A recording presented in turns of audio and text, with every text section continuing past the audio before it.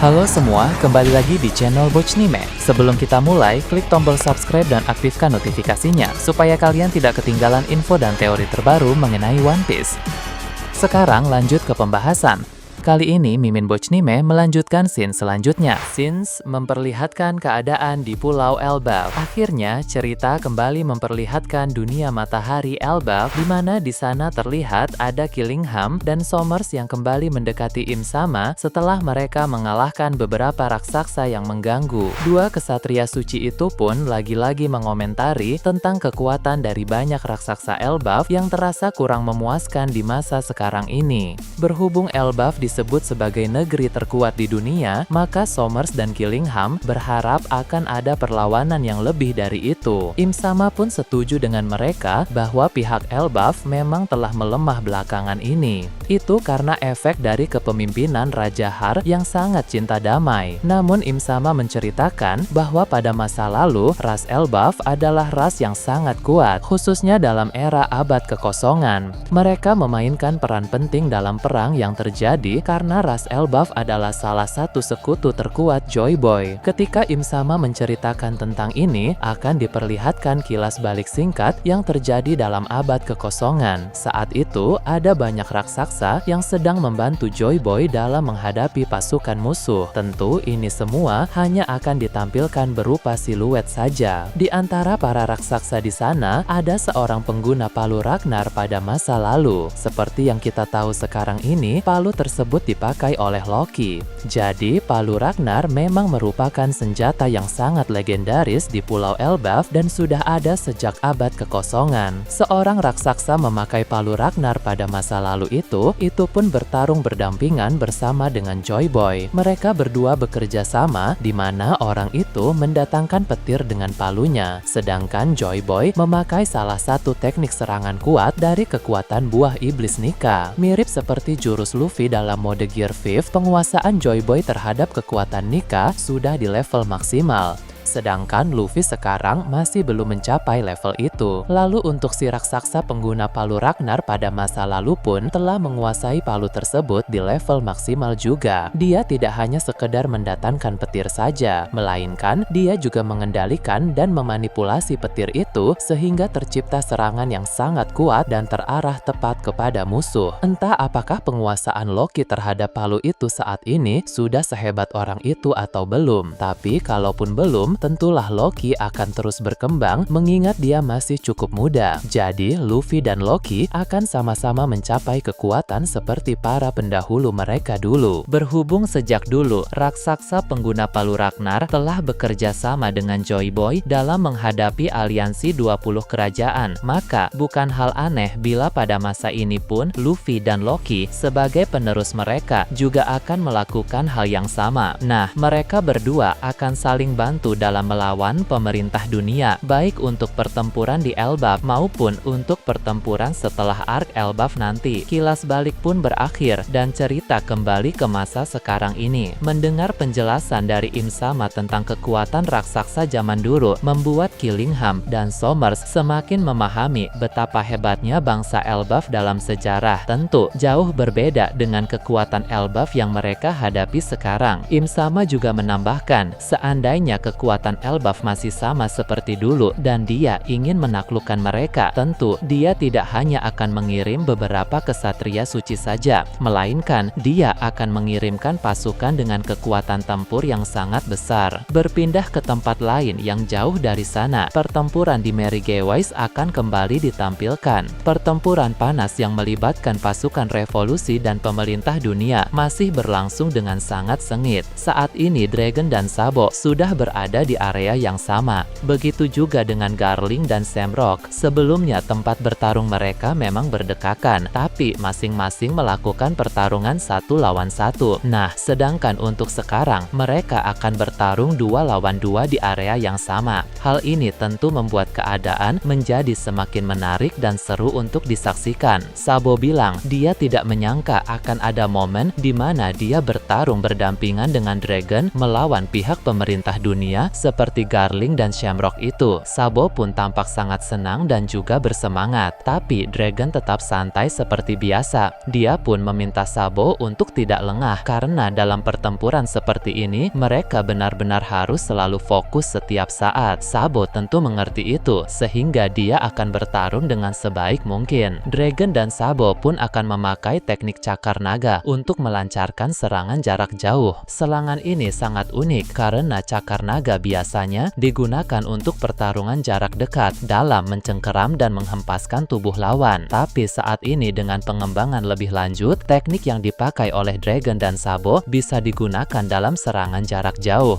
Keduanya pun melancarkan teknik tersebut secara bersama-sama ke arah Garling dan Shamrock. Akan terlihat energi atau aura cakar naga Dragon dan Sabo tampak cukup berbeda. Cakar naga Dragon masih lebih kuat dibanding Sabo. Terlihat percikan haki dan gelombang yang sangat besar mulai meronta dalam setiap hembasan udara. Hal itu wajar saja karena memang Dragonlah sang pencipta jurus itu. Ketika serangan tersebut semakin dekat, Garling dan Shamrock pun akan melancarkan tebasan berlapis haki untuk menangkisnya. Setelah itu, Garling dan Shamrock pun bersiap untuk membalas serangan dengan teknik yang tentu tidak kalah hebat. Pertarungan 2 lawan 2 di Mary Geoise ini benar-benar akan berjalan dengan semakin menarik. Beralih ke tempat lain, Pulau Hakinosu juga diperlihatkan. Kelanjutan dari pertarungan antara Ben Beckman melawan Kizaru akan kembali disorot. Di sana dari segi stamina, tentu Kizaru jauh lebih baik daripada Ben Beckman yang telah bertarung lebih lama dari Kizaru. Namun Ben Beckman tetap memanfaatkan seluruh tenaga dan kekuatan yang masih tersisa untuk bertarung seoptimal mungkin melawan sang admiral itu. Jadi, walau Kizaru unggul stamina, tapi tetap tidak mudah baginya untuk menghadapi seorang Ben Beckman. Ben membuktikan bahwa dia tidak sekadar bertarung dengan kekuatan saja, tapi juga dengan otak cerdas yang bekerja dengan maksimal. Jadi, walau tenaganya relatif sedikit lagi, tapi dia tahu bagaimana cara memanfaatkan itu dengan sebaik mungkin. Di area lain pulau tersebut ada juga kelanjutan duel antara Bogart melawan Vasco Shot. Sebagaimana kita bahas pada video sebelumnya, Vasco Shot memakai salah satu teknik dari kekuatan buah iblisnya untuk memasuki mode mabuk. Dalam mode tersebut, kekuatan dan kecepatan Vasco Shot mengalami peningkatan drastis.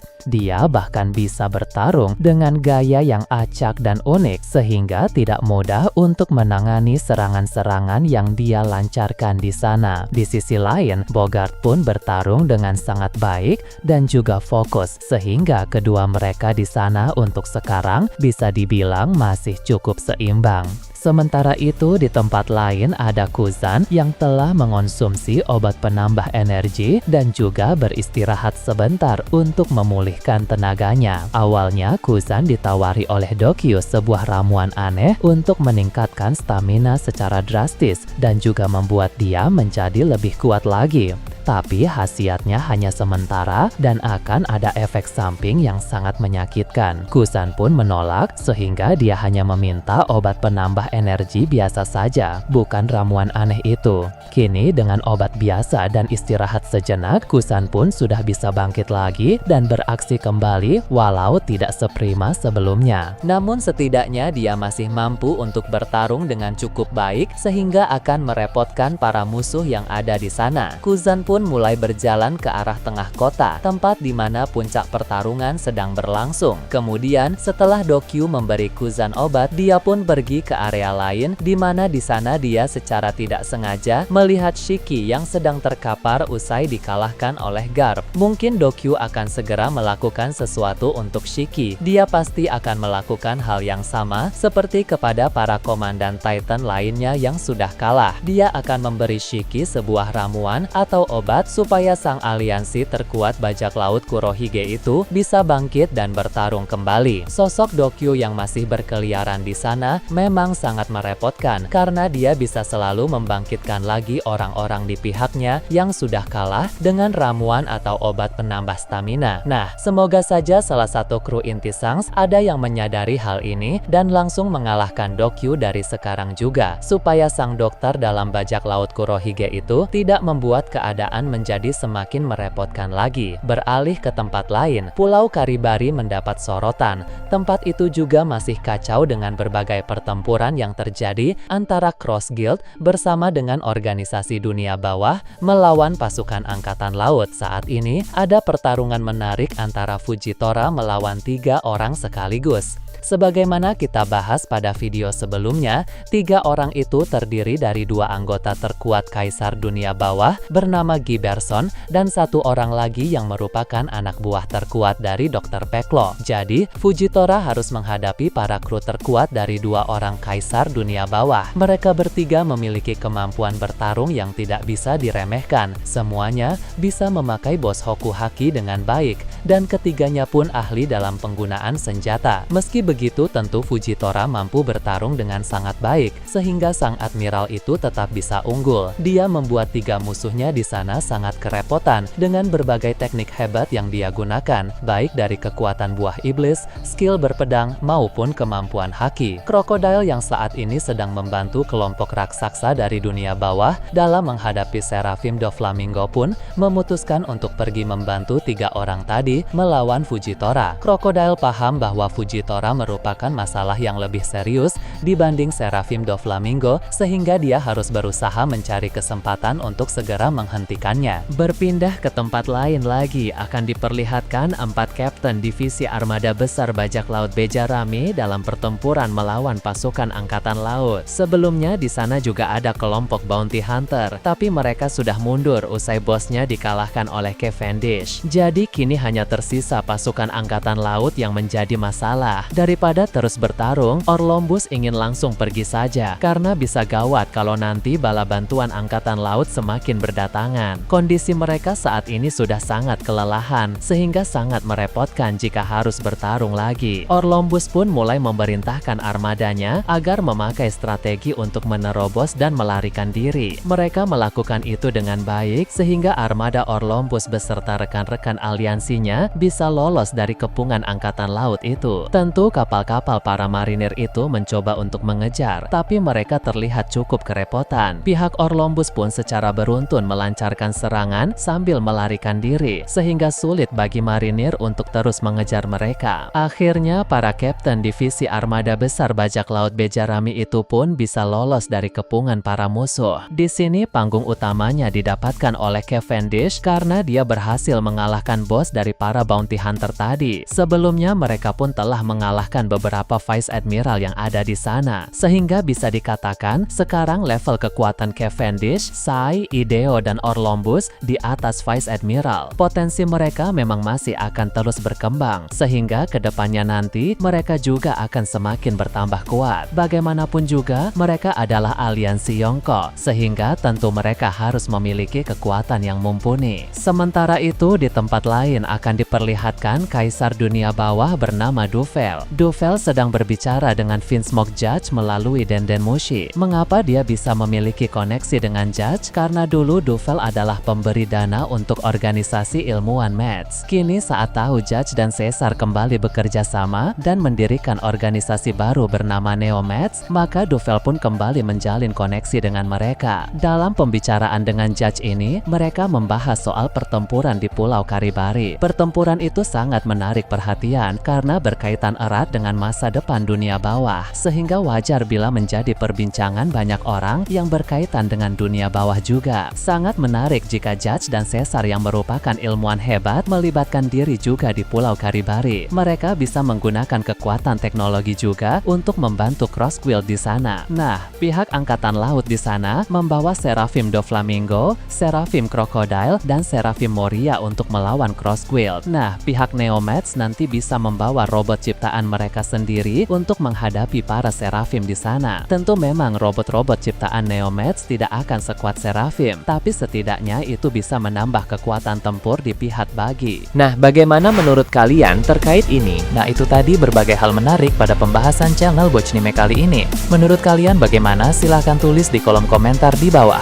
Oke, segitu saja untuk pembahasan kali ini. Jangan lupa like, share, dan subscribe untuk video menarik selanjutnya. Peaceful World!